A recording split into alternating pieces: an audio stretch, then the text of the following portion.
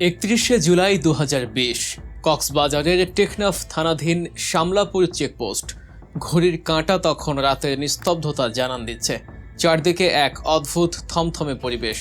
হঠাৎ করেই সে রাতের অন্ধকার চিরে গর্জে উঠল আগ্নেয়াস্ত্র। গুলির শব্দে কেঁপে উঠল পুরো এলাকা। পিচ ঢালা কালো রাস্তার উপর লুটিয়ে পড়লেন এক তরুণ। শরীর থেকে গলগল করে রক্ত ঝরছে। মৃত্যুর ঠিক আগ মুহূর্তে জীবনের শেষ স্পন্দনে দাঁড়িয়ে মানুষটি এক ফোঁটা জল চেয়েছিলেন। তৃষ্ণার্ত বুক নিয়ে একটুখানি জলের আকুতি জানিয়েছিলেন, কিন্তু সেই আর্তনাদ পৌঁছায়নি ক্ষমতার দম্ভে অন্ধ হয়ে থাকা মানুষগুলোর কানে। বরং সেই মুমূর্ষ তরুণের দিকে তাকিয়ে তাচ্ছিল্যের সুরে এক ভয়াবহ বাক্য ছুড়ে দেওয়া হয়েছিল, তোকে কি পানি খাওয়ার জন্য গুলি করেছে? বাস্তবতার চেয়েও যেন ভয়ঙ্কর কোনো থ্রিলার সিনেমার দৃশ্য এটি। কিন্তু না, এটি কোনো সিনেমার গল্প নয়, এটি ছিল বাংলাদেশের ইতিহাসের অন্যতম নিষ্ঠুর, অমানবিক এবং আলোচিত একটি হত্যাকাণ্ডের বাস্তব চিত্র। আর রাস্তায় লুটিয়ে পড়া সেই তরুণটি ছিলেন বাংলাদেশ সেনাবাহিনীর অবসরপ্রাপ্ত কর্মকর্তা মেজর সিনহা মোহাম্মদ রাশেদ খান। সেনাবাহিনীর মতো একটি সুশৃঙ্খল এবং মর্যাদাপূর্ণ বাহিনী থেকে স্বেচ্ছায় অবসর নিয়েছিলেন মেজর সিনহা। তার চোখে ছিল অন্যরকম এক স্বপ্ন। অস্ত্র নয়, তার হাতে ছিল ক্যামেরা।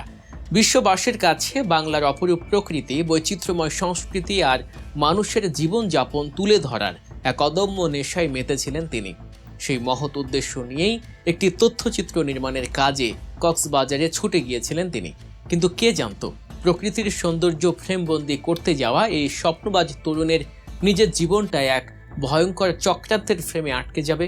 কে জানত রক্ষক পরিচয়ে থাকা কিছু মানুষের বুটের তলায় পিষ্ট হবে তার সব স্বপ্ন। ঘটনার রাতে মেজর সিনহাকে নির্মমভাবে গুলি করার পরপরই শুরু হয় আরেক ভয়ঙ্কর অধ্যায়। অপরাধীরা নিজেদের পিঠ বাঁচাতে তড়িঘড়ি করে সাজাতে থাকে এক নিখুঁত নাটক। টেকনাফ থানার তৎকালীন দোর্দণ্ড প্রতাপশালী ওসি প্রদীপ কুমার দাস এবং বাহারছড়া পুলিশ তদন্ত কেন্দ্রের ইনচার্জ পরিদর্শক লিয়াকত আলীর নেতৃত্বে শুরু হয় সত্যকে ধামাচাপা দেওয়ার এক নিষ্ঠুর খেলা। তারা এটিকে একটি সাধারণ বন্দুকযুদ্ধ বা ক্রস ফায়ার হিসেবে চালিয়ে দেওয়ার অপচেষ্টা করে। মেজর সিনহার বিরুদ্ধে সাজানো হয় সম্পূর্ণ ভিত্তিহীন ও মিথ্যা অভিযোগ। শুধু তাই নয়, সে রাতে সিনহার সঙ্গে থাকা তার সহকর্মী সিফাতকেও ছাড়েনি তারা। সিফাতের উপর চালানো হয় অবর্ণনীয় অমানবিক শারীরিক ও মানসিক নির্যাতন। প্রত্যক্ষদর্শীদের মতে সে রাতে হাফেজ শহীদুল সহ আশপাশের শত শত মানুষ নিজেদের চোখে দেখেছিলেন ক্ষমতার কি নগ্ন অপব্যবহার সেখানে হয়েছিল। কিভাবে একজন আহত মানুষকে চিকিৎসার সুযোগ না দিয়ে মৃত্যুর দিকে ঠেলে দেওয়া হয়েছিল। কিন্তু ওসি প্রদীপের ভয়ে তখন কেউ মুখ খোলার সাহস পায়নি। তবে অপরাধ যতই নিখুঁতভাবে সাজানো হোক না কেন, সত্যের নিজস্ব এক শক্তি আছে যা যে কোনো সময় খোলস ভেঙে বেরিয়ে আসে। মেজর সিনহার স্বপ্ন হয়তো বুলেটের আঘাতে নিভে গিয়েছিল, কিন্তু তার মৃত্যু পুরো বাংলাদেশকে এক প্রচণ্ড ধাক্কা দিয়ে জাগিয়ে তুলেছিল। মানুষের মনে দানা বাঁধতে শুরু করে হাজারো প্রশ্ন।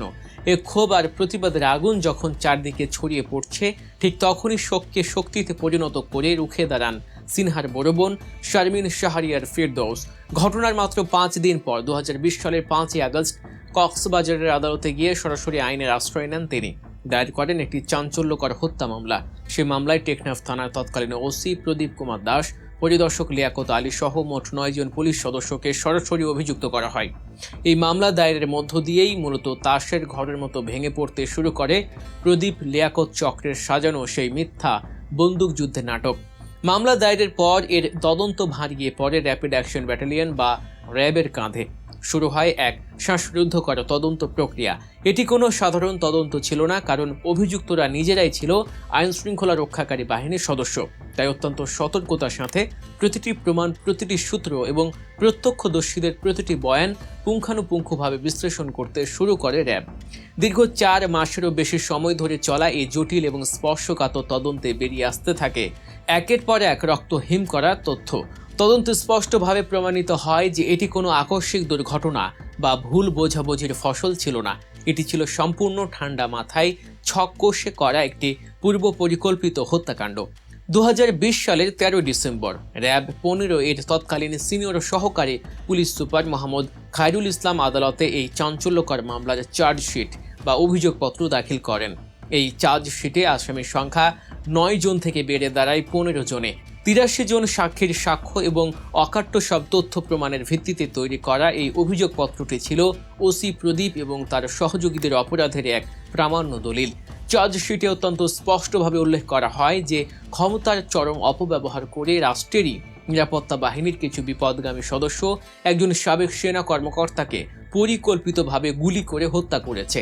আর শুধু হত্যা করেই তারা ক্ষান্ত হয়নি, ঘটনাকে ভিন্ন খাতে প্রবাহিত করতে তারা জঘন্য সব মিথ্যাচারের আশ্রয় নিয়েছিল। চার্জশিট দাখিলের পর শুরু হয় বিচারিক কার্যক্রমের আরেক দীর্ঘ লড়াই। প্রধান বিচারপতি সৈয়দ রেফাত আহমেদ এই স্পর্শকাতর মামলাটিকে অগ্রাধিকার ভিত্তিতে নিষ্পত্তির নির্দেশ দেন। দেশবাসী অধীর আগ্রহে অপেক্ষা করতে থাকে একটি ন্যায় বিচারের আশায়। বিচারিক আদালতে দীর্ঘ শুনানি, সাক্ষ্য গ্রহণ এবং আইনজীবীদের যুক্তিতর্কের পর মামলাটি গড়ায় উচ্চ আদালতে। আসামিদের আপিল এবং ডেথ রেফারেন্সের উপর হাইকোর্টে শুরু হয় টানা আইনি লড়াই।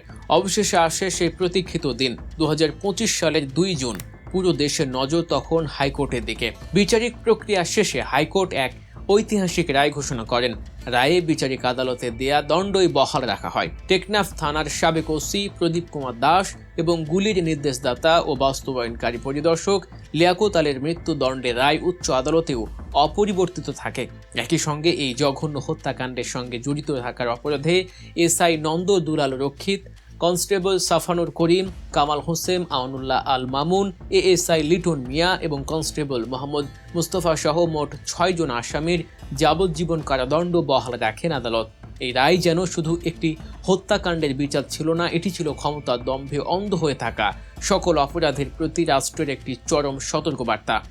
হাইকোর্টের এই রায়ের পর আদালত প্রাঙ্গণে সাংবাদিকদের মুখোমুখি হন মেজর সিনহার বোন শারমিন শাহরিয়ার ফেরদৌস।